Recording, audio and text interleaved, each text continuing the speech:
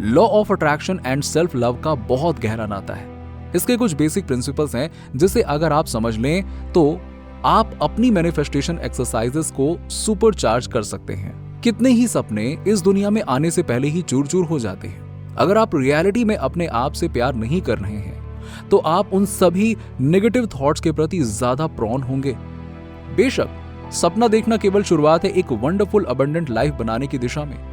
आपकी इच्छाएं आपको धीरे धीरे अपने वास्तविक उद्देश्य के करीब और करीब लाने के लिए होती हैं।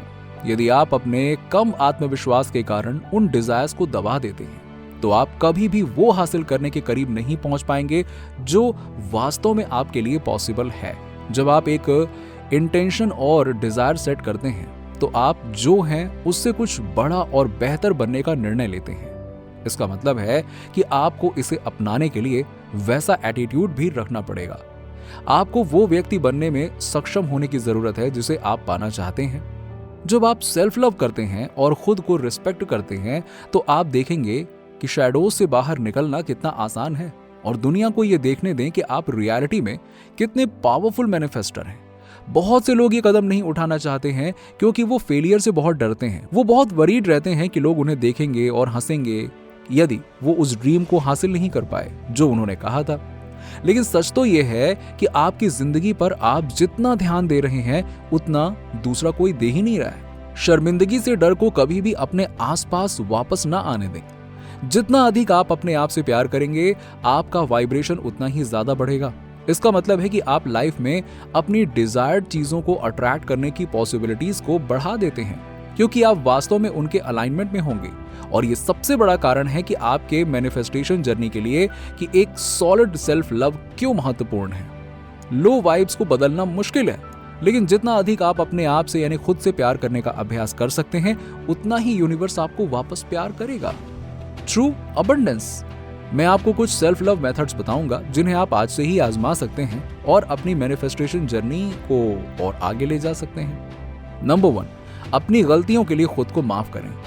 अपनी गलतियों पर रिफ्लेक्शन करने से आपको खुद को माफ करने और उसे भूलने में मदद मिल सकती है।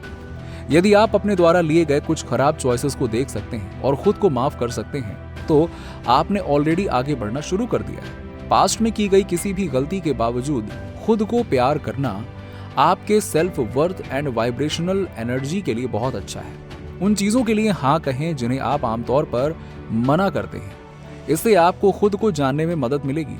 आपको पता चलेगा कि आप उन चीजों का आनंद लेते हैं जिन्हें आपने पहले कभी महसूस नहीं किया या कोशिश नहीं की। कोशिश करें और अपने कंफर्ट जोन से बाहर निकलें क्योंकि अगर आपको अपनी इच्छाएं सच बनानी है तो आपको रिस्क टेकिंग बिहेवियर को अपनाना ही होगा। Number 2, start a journal.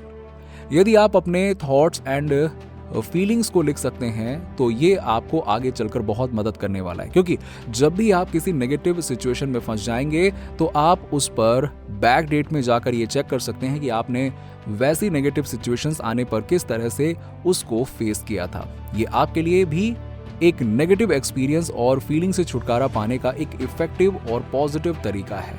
अगर आप चैनल पर न्यू हैं या हमारी वीडियो रेगुलरली देखते हैं लेकिन अभी तक चैनल को सब्सक्राइब नहीं किया है तो नीचे दिए गए सब्सक्राइब बटन को दबाकर चैनल को सब्सक्राइब कर लीजिए। साथ ही बेल नोटिफिकेशन को ऑन कर लीजिए जिससे कोई भी न्यू वीडियो मिस ना हो।